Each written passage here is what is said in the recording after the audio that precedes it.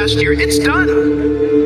It's over. And it goes into the annals of history that you possess. And so, God, let us leave off this year and maybe press forward into the new year. Do we want to drag into the new year stuff that God's like, just let that thing, stop it. Don't drag that into a new year. Why? It doesn't affect God. It affects you. This one thing I do, forgetting what is behind and straining towards what is ahead. So you got to live straining towards what is ahead. We rejoice in the things that God did. You understand what I'm talking about? You rejoice in the victories, but you don't live there, but you can remember them.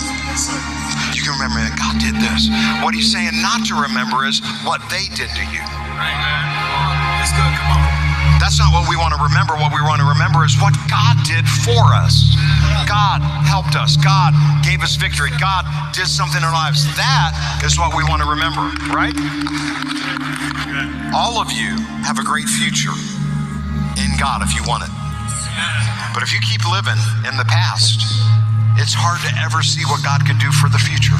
Let go of the failures. Just let them go.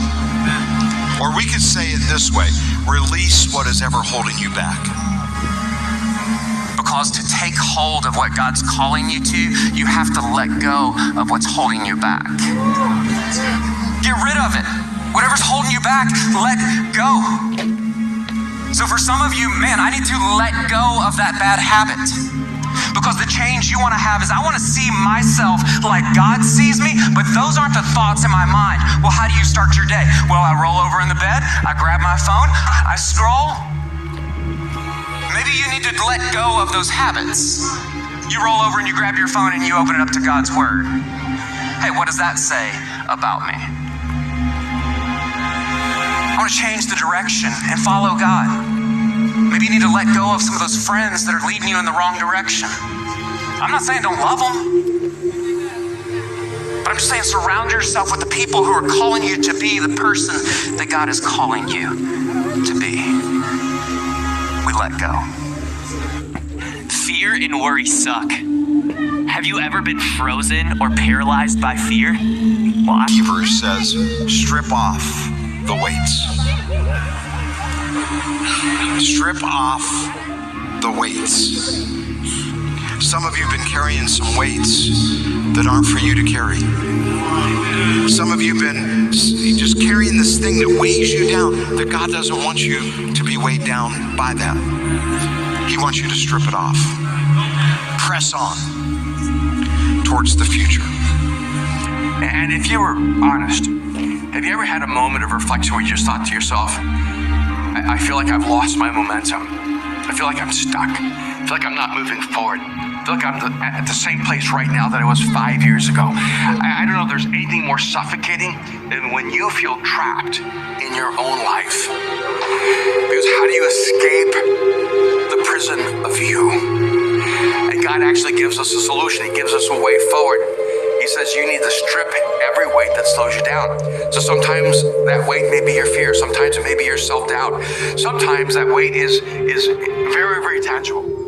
You are simply bringing the wrong people into your life. Sometimes the weight that slows you down are the people that you choose to have in your life. The people that are informing you, that are shaping your identity, and that are limiting your capacity and performance and mission forward. What are the things I need to strip off my life that are slowing me down? And what is that sin that keeps me from living the life God created me to live most fully? You're starting a new year. This is the year that you can step in with so much intention, with courage, with hope, with faith, and align your life with the calling and purpose of God.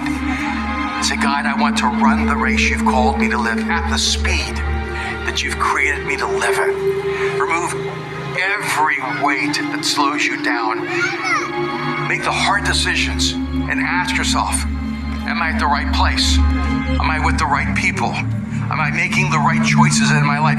What do I need to get rid of to move with God at the speed of God? What are the things I've allowed to entangle me, to hold me back? What's the sin that so easily trips me up time and time again? Let me step into the new version of me so that I can move with God in his path and allow the force of his momentum carry me forward. God works best with moving objects. When you're moving, he can divert you. When you're standing still, it's hard to get you moving. If you get moving, I'll direct you to the open door. But you gotta get moving. You gotta keep moving because God works with moving objects. The greatest things are still ahead in your life, regardless of the circumstances that you're going through. I am so excited about this year. I know there is more waiting for you in this year than you could ever ask or imagine.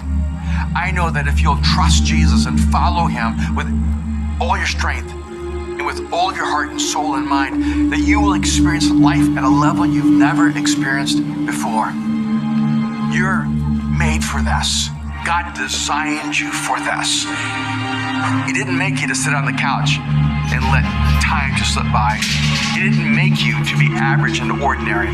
He did not make you to hide in safety and security. God designed you for the race. He designed you for the battle. He designed you for the struggle. And there's a massive crowd of witnesses cheering you on, saying, there's more in you than you know. You were built for this. You were born for this. You were made for this. Now it's time to run. You may be listening right now, and you know that your life is not what you were created to live. And maybe you've struggled to try to change the course of your life or the direction of your life, but nothing seems to work. And by the way, that's why Jesus came. Jesus came so that you could live this life fully, wide open, at full speed, experiencing the fullness of life, being fully alive every day of your life. But it begins by entrusting your life to Jesus, and you trust Jesus with your life. You understand that it's God who can break the weight of sin in your life. It's God alone that can bring forgiveness into your life. It's God who can give you the freedom you've longed for, the future that has been waiting for you. But you just have to keep moving forward.